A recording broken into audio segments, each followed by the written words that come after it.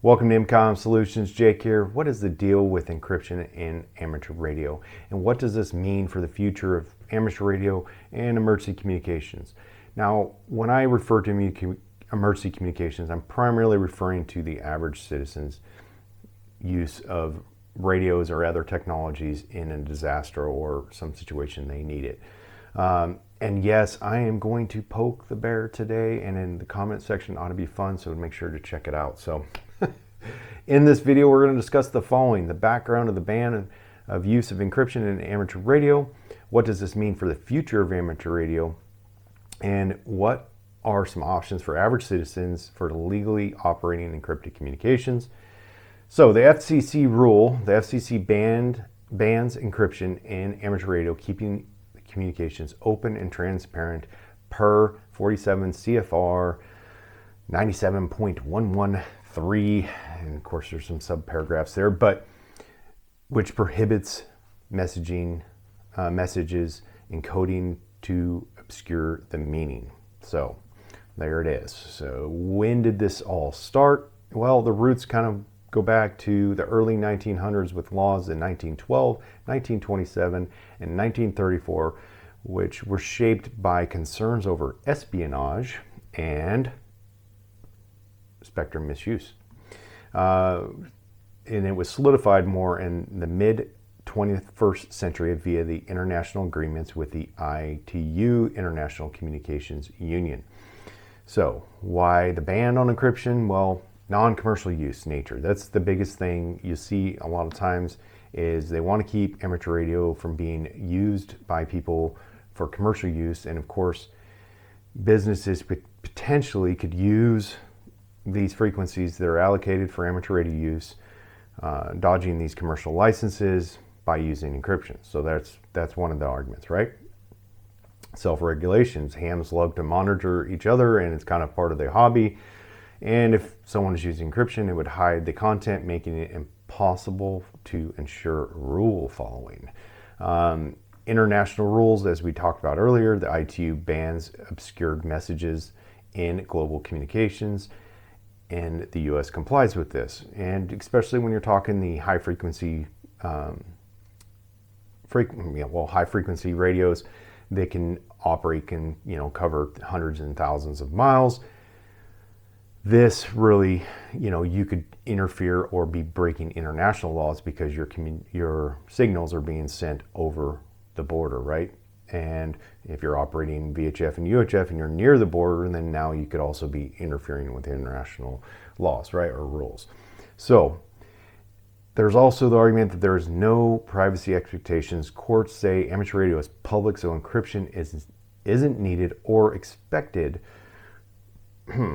But we get to do it in other forms of communications that don't require any sort of licensing, like just your cell phone. Weird. Or internet traffic, So, hey, this is what they're saying. So, and also kind of the root of one of the foundations of amateur radio is experimentation. Open signals let hams learn from each other, aligning with the hobby's educational spirit, right? Okay.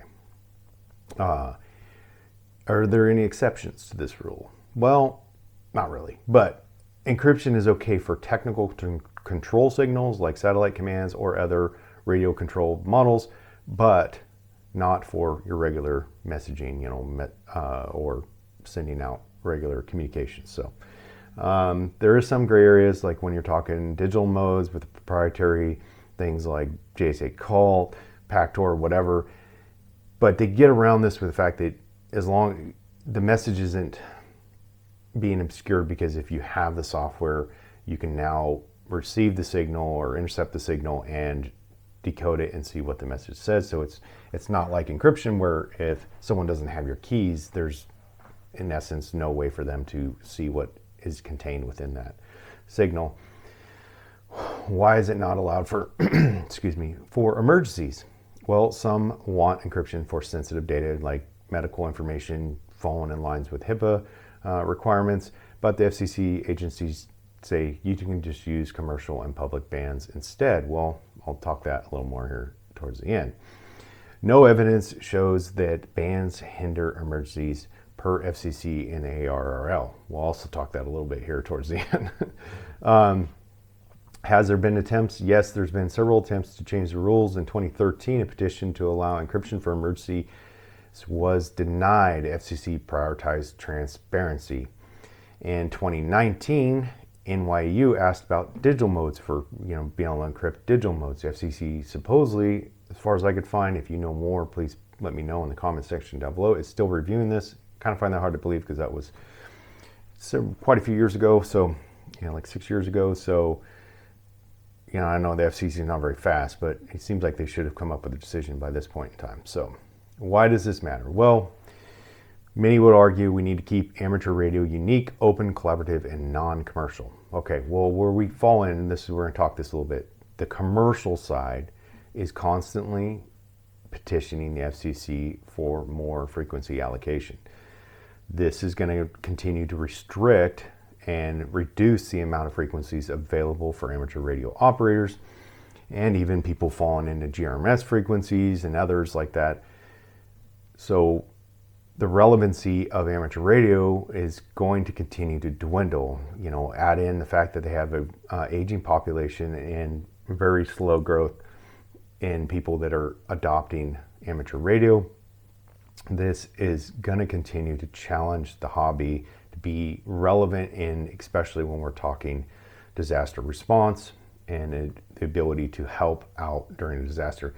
Now, internally for your own community, your own group, your own family, whatever that may be, you're going to still be able to use it fairly well for that. And we probably won't see a, complete loss of the ability to use amateur radio frequencies and definitely not in my lifetime.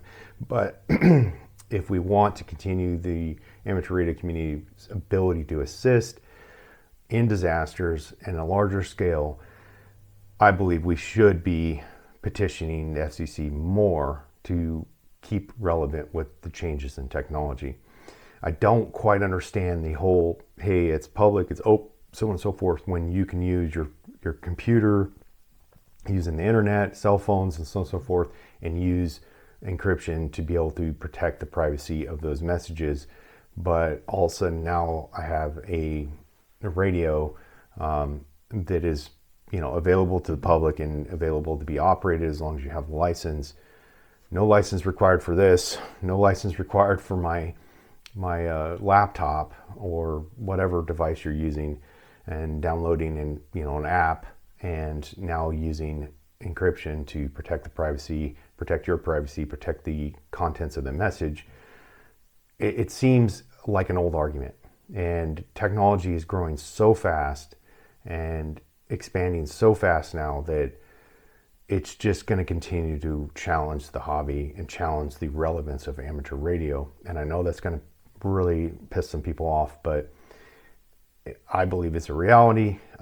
But there's so many within the community that are holding on to, laws from the early 1900s and the, mid 21st century that, well, this is just how it is, and screw all that newfangled stuff. Well, okay, but if you want to remain relevant in today's modern advancing society, you might need to start petitioning the FCC, and then maybe the FCC will realize that there's a large sector of the amateur radio community that does want this, especially for the ability on VHF and UHF to operate and be able to assist in disaster relief and response. So, all right, enough of that little soapbox.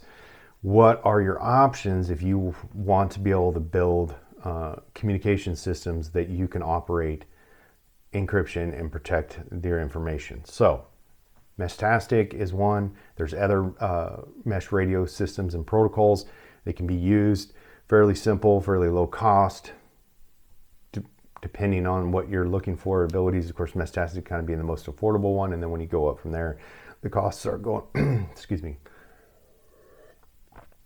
the cost starts going up. But, all right, so next would be business license. And I know quite a few people that are adopting business license or going through the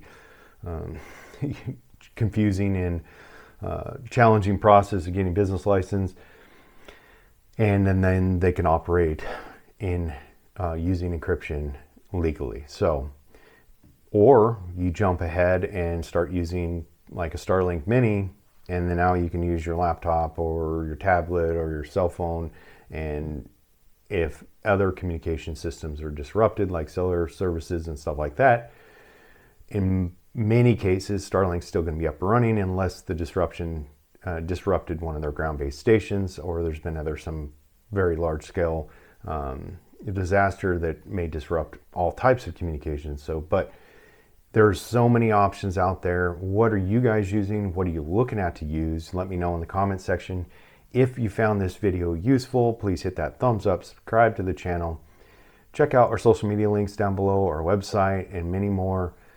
Thanks for watching. Stay tuned for more emergency communications solutions videos.